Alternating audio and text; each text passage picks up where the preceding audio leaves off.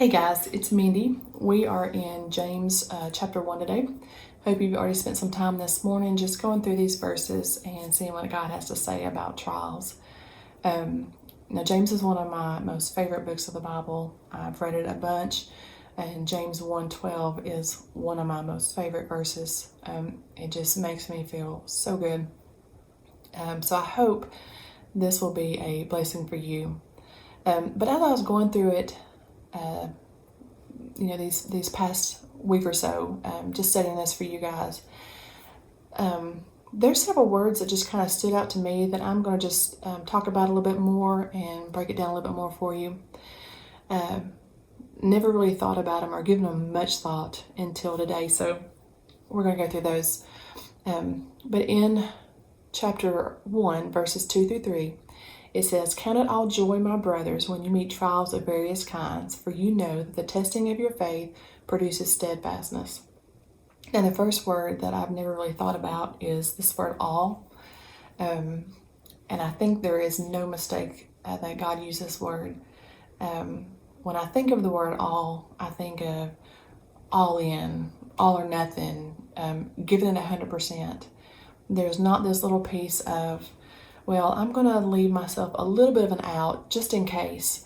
No, I'm going to do it. It's go time. It's going to happen. We're going to get it done. So there's this kind of sense of urgency. So I like the fact that God used this word all.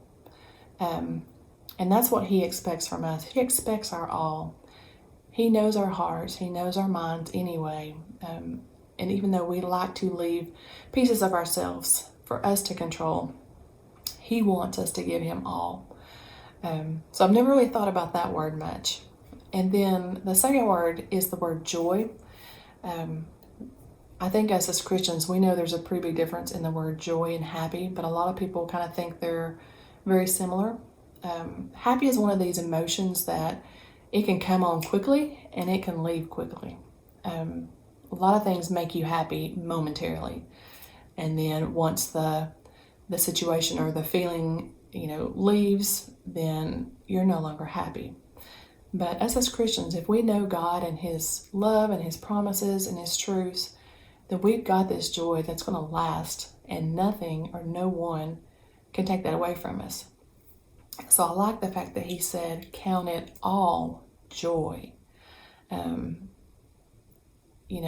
Don't just count it part of the time joy when things come out good for you, but count it all joy no matter what. Because when you go through these trials, when you go through these tests, God is going to produce something in your life that is going to be constant. The steadfastness, that word means unwavering or constant. So every time that we're in a trial and we have completely surrendered to God, He's going to use this time to go through our lives and prune parts of us that aren't producing good fruit or aren't holy or aren't good for Him. And He's going to replace those with things that we need to be more like Him.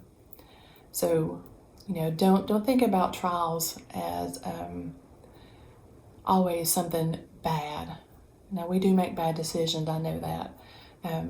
But you need to change your mindset to, if you're going through a trial, God's going to sit here and He's going to bring you out a better person than what you came into the trial as. So, count that joy. And then verse 12, it says, "Blessed is he who remains steadfast under trial, for when he has stood the test, he will receive the crown of life that God has promised to those who love Him." Now, I love this verse, this crown of life.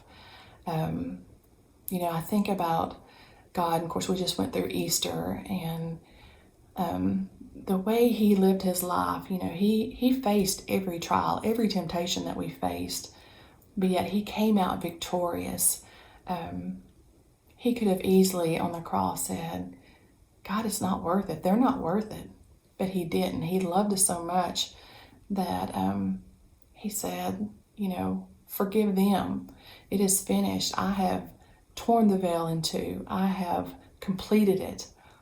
No longer will we live in this world separated from God, because Jesus loved us enough to do that. God loved us enough to put this perfect plan into action. So I love that even though we're going to go through these trials, we have assurance, we have this joy that God has already won. He is already victorious.